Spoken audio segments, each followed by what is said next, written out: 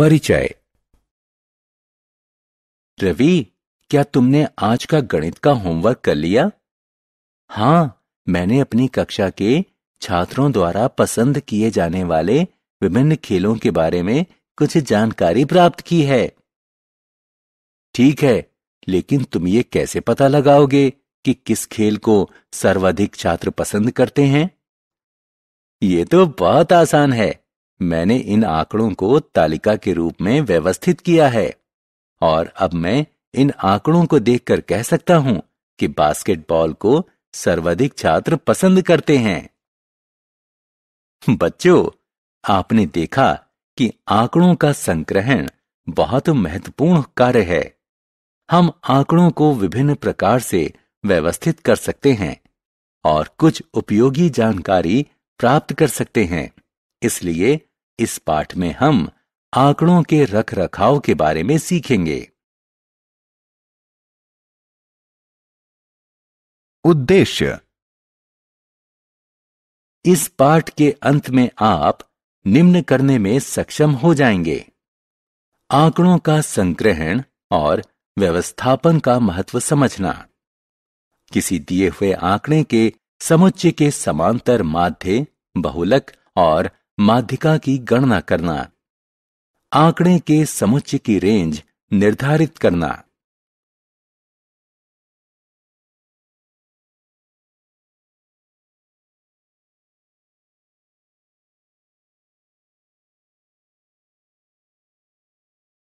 आंकड़ों का संग्रह।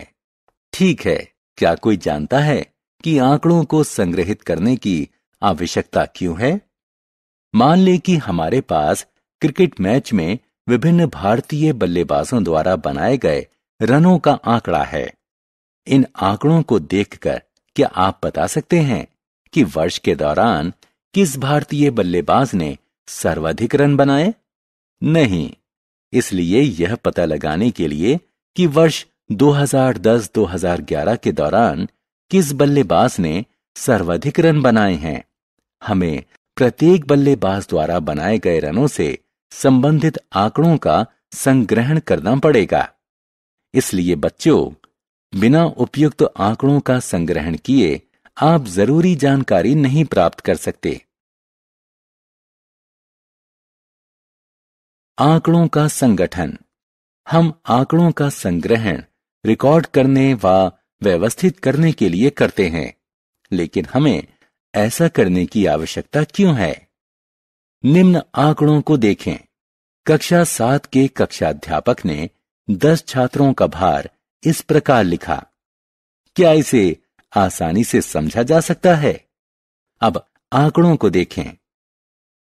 आप आसानी से जान सकते हैं कि किस छात्र का भार सबसे ज्यादा है और किस छात्र का भार सबसे कम। इसलिए जब हम आंकड़ों को उपयुक्त तालिका में रखते हैं तो इसे समझना और समझाना आसान होता है। हम अनेक प्रकार के आंकड़ों को तालिका के रूप में प्रदर्शित कर सकते हैं। प्रतिनिधि मान। राहुल प्रतिदिन औसत 2 घंटे आउटडोर खेल खेलता है। इस समय पर दिल्ली का वर्ष का औसत तापमान लगभग 40 डिग्री सेल्सियस है। क्या आपने शब्द औसत पर ध्यान दिया है? औसत से हम यह समझते हैं कि राहुल प्रतिदिन सामान्य रूप से 2 घंटे तक खेलता है। कुछ दिनों में वो कुछ समय कम खेल सकता है, जबकि कुछ दिन ऐसे भी हो सकते हैं जब वो कुछ अधिक समय तक खेले। इसी प्रकार 40 डिग्री सेल्सियस औसत तापमान का अर्थ है कि इस समय दिल्ली का वर्ष का औसत तापमान लगभग 40 डिग्री सेल्सियस है। कभी कभी यह 40 डिग्री सेल्सियस से कम भी हो सकता है और कभी कभी यह 40 डिग्री सेल्सियस से अधिक भी हो सकता है।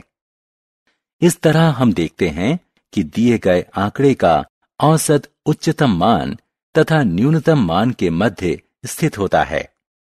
विभिन्न प्रकार के आंकड़ों का वर्णन करने के लिए विभिन्न प्रकार के निरूपक मान की आवश्यकता होती है। इन निरूपक मानों में से एक समांतर माध्य है। आइए इसके बारे में सीखें। अंकगणितीय माध्य। माध्य संख्याओं का औसत है जिसकी गणना आसानी से की जा सकती है। सामान्य रूप से माध्य ज्ञात करने के लिए कुल निरूपणों के योग को उनकी संख्या से भाग दिया जाता है। आइए इन संख्याओं के माध्य की गणना करें। सबसे पहले संख्याओं का योग करें। इन संख्याओं का योग 60 है। कुल 5 संख्याएं हैं, अतः मध्य बराबर 60/5 जो 12 के बराबर है। अतः उपरोक्त संख्याओं का माध्य 12 है।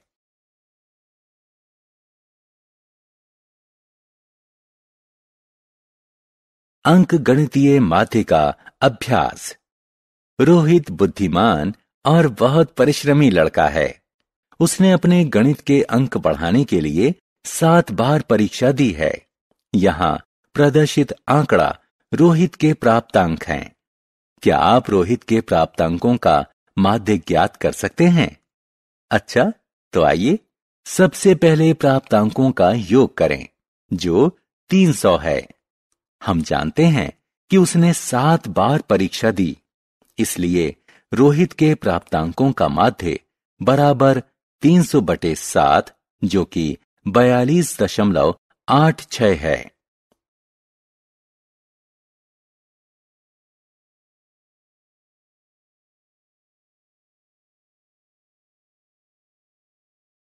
प्रसार या परिसर, रेंज।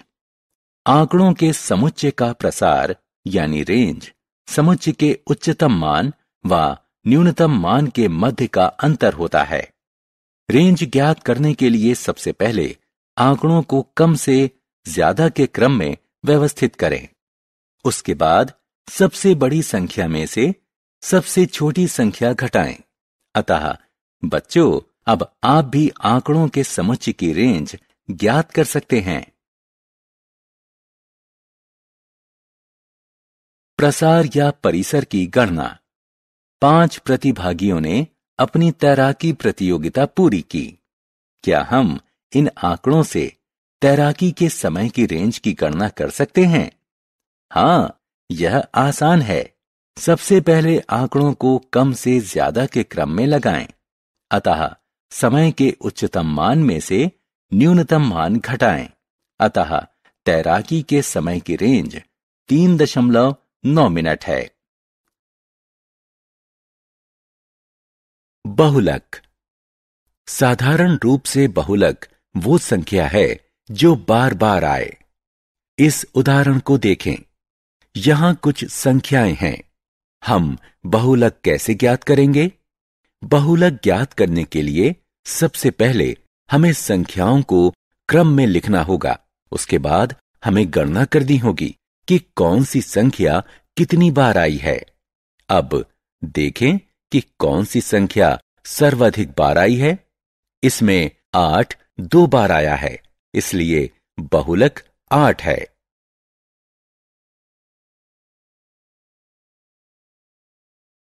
बहुलक की गणना। इस आंकड़े को देखें। यह एक कक्षा के 25 बच्चों की लंबाई को प्रदर्शित करता है। आइए उनकी लंबाई का बहुलक ज्ञात करें। यह बिल्कुल आसान है। सबसे पहले संख्याओं को क्रम में लिखें और इन्हें तालिका में रखें। इसके बाद गणना करें कि प्रत्येक संख्या कितनी बार आई है। देखें कि 163 9 बार आया है, इसलिए बच्चों की लंबाइयों का बहुलक 163 है। माध्यिका। माध्यिका वह मान है जो परिमाण के अनुसार व्यवस्थित संख्याओं के समूह के मध्य में होती है। आइए इन संख्याओं की माध्यिका ज्ञात करें। सबसे पहले हमें इन संख्याओं को या तो आरोही क्रम में या तो अवरोही क्रम में व्यवस्थित करना चाहिए। आप देख सकते हैं कि मध्य की संख्या 12 है। इसके दाईं ओर 3 संख्याएं हैं और इसके बाईं ओर 3 संख्याएं हैं। अतः माध्यिका 12 है। माध्यिका की गणना। गोयनका परिवार में 5 बच्चे हैं जिनकी आयु 9, 12, 5, 18, और 15 वर्ष है। मध्य वाले बच्चे की आयु क्या है?